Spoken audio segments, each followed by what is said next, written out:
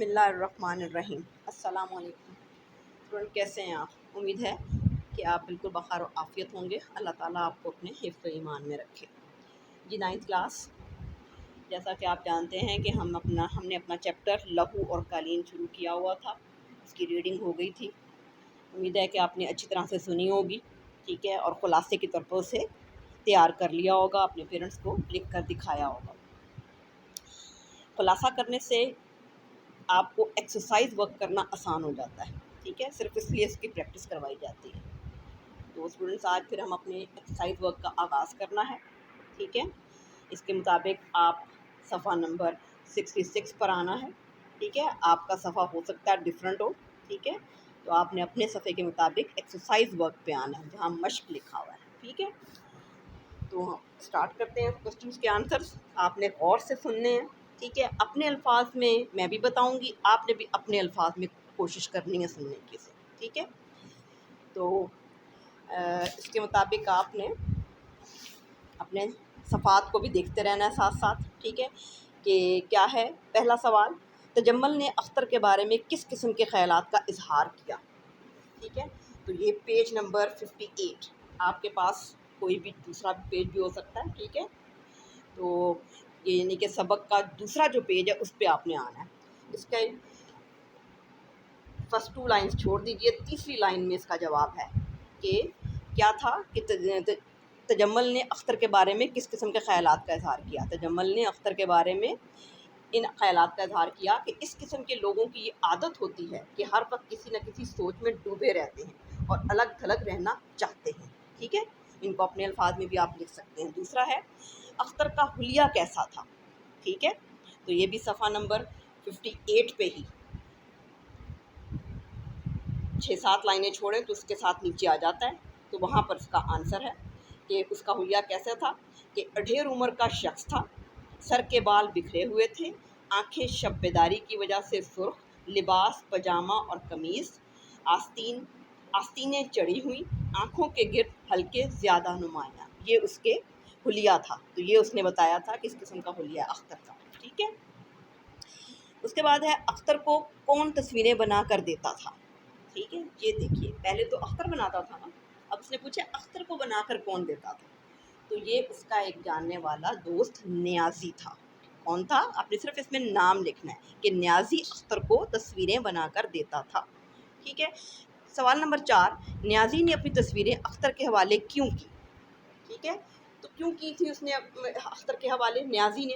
کیونکہ اسے پیسوں کی ضرورت تھی، ٹھیک ہے، اس کے گھر کے خرچ نہیں چلتے تھے، ٹھیک ہے، گھر میں افراد زیادہ تھے اور اس کی کمائی کم تھی، اس لیے اس نے کہا کہ تم ایسا کرو، تمہارا دل نہیں کر رہا اگر تصویریں بنانے کو تو تم یہ کام مجھے دے دو، تم میری تصویریں آگے بیچ دیا کرو، تو اس وجہ سے اس نے اپنی تصویریں اس کے حوالے کی تھی، ٹھیک ہے۔ تو یہ اپنے الفاظ میں ہی آپ نے لکھنا ہے، کہانی آپ نے پڑھی ہوئی ہے، آپ کو سمجھ آ جائے گی۔ اس کے بعد ہے، تصویریں اختر کی نہیں ہیں، اس انکشاف پر تجمل کا رد عمل کیا تھا؟ جب یعنی کہ اختر بتاتا ہے نا کہ تصویریں میری نہیں ہیں، ٹھیک ہے، تو وہ بہت شوق ہوتا ہے اسے، یعنی کہ حیران ہو جاتا ہے، وہ بڑے حیرانگی سے کہتا ہے کہ یہ تم کیا کہہ رہے ہو، ٹھیک ہے۔ اس کے بعد کیا تھا، تجمل حسین کی کوٹھی کا نام کیا تھا، ٹھیک ہے، سردار تجمل حسین کی کوٹھی کا نام۔ تو یہ صفحہ نمبر 1 پہ جو آپ کے سبق کا صفحہ نمبر پہلا ہے، اس کی پہلی ہی لائن میں اس کا جواب لکھا ہوا ہے، النشاط۔ کیا نام تھا؟ النشاط، وہاں سے دیکھیے گا، لکھنا سیکھیے گا، ٹھیک ہے، النشاط۔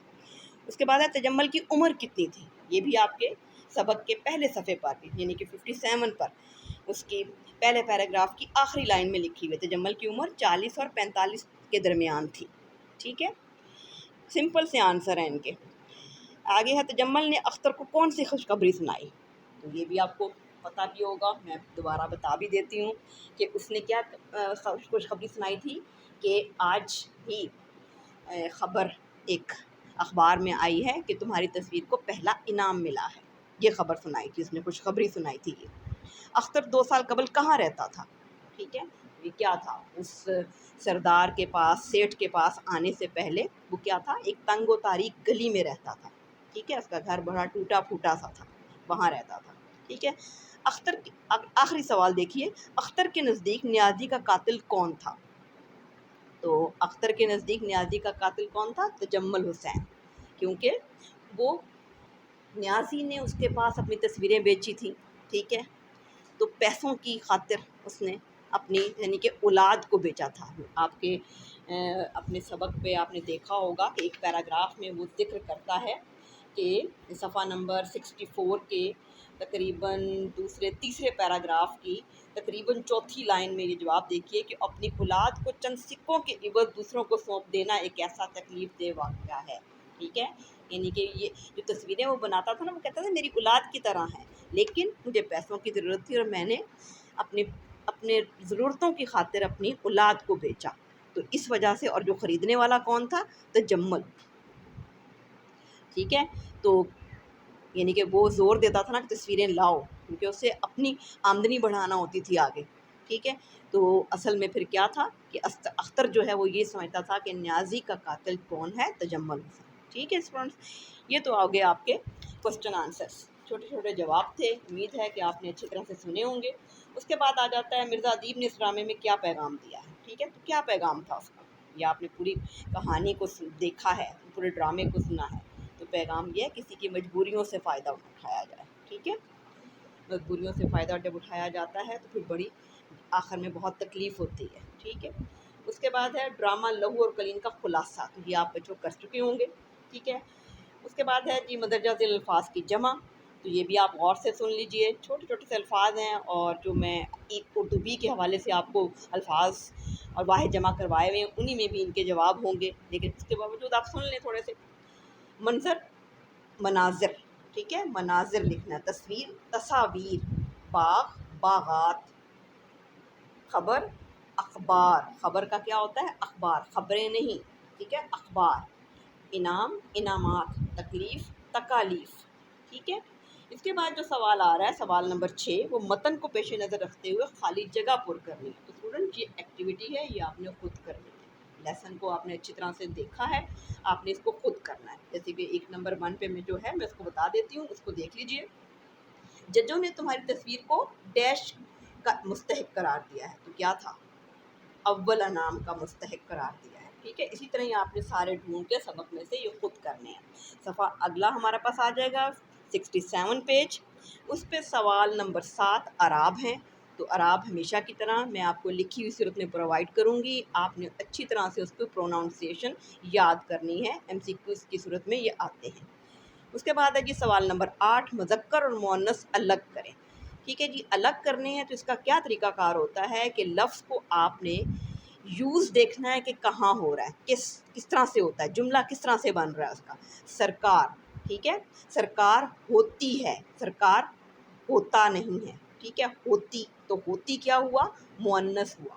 اسی طرح یہ پاجامہ ہوتا ہے، پاجامہ ہوتی تو نہیں نہ ہوتا کہتے ہم، ٹھیک ہے، تو پاجامہ ہے، اس نے پاجامہ پہنا ہوا ہے، کیسے، ٹھیک ہے، تو ہوا ہے، تو کیا ہوا؟ یہ مذکر۔ اسی طرح ایک قمیض پہنی جاتی ہے، پہنا تو نہیں نہ جاتا، تو یہ مؤنث ہو گیا۔ یہ میں نے 2-4 تو آپ کو بتا دیے، اب آپ نے خود کرنے ہیں، ٹھیک ہے۔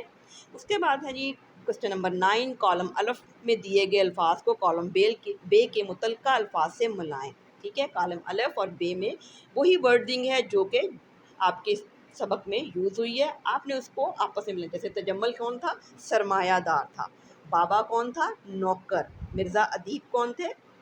ٹھیک ہے، ڈرامہ نگار، یہ رائٹر تھا نا، ٹھیک ہے، اس نے ڈرامہ لکھا تھا۔ رؤوف کون تھا؟ سیکٹری، ٹھیک ہے، اور اختر کون تھا؟ مصور، ٹھیک ہے۔ اس کے بعد جی آتا ہے سوال نمبر 10، مندرجہ ذیل کے معنی لکھیں اور جملوں میں استعمال کیجیے، تو اسٹوڈنٹس معنی آپ کو سارے بتا دیے گئے ہیں، جملے آپ نے خود کرنے ہیں، 1-2 جملے میں بتاتی ہوں، آپ نے ان کو فالو کرتے ہوئے آپ نے خود کرنے ہیں۔ فنکار، فنکار کیا ہوتا ہے؟ جس کے پاس کوئی فن ہوتا ہے، ٹھیک ہے،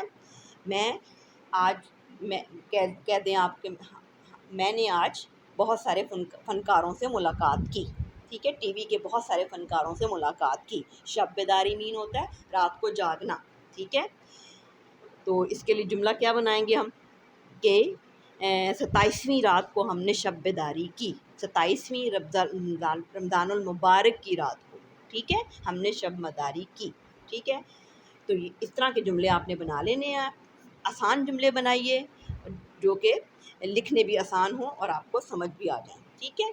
تو اسٹوڈنٹس اس کے بعد آپ کے سامنے ڈرامہ، مکالمہ نویسی اور فطری مکالمہ نویسی، ٹھیک ہے۔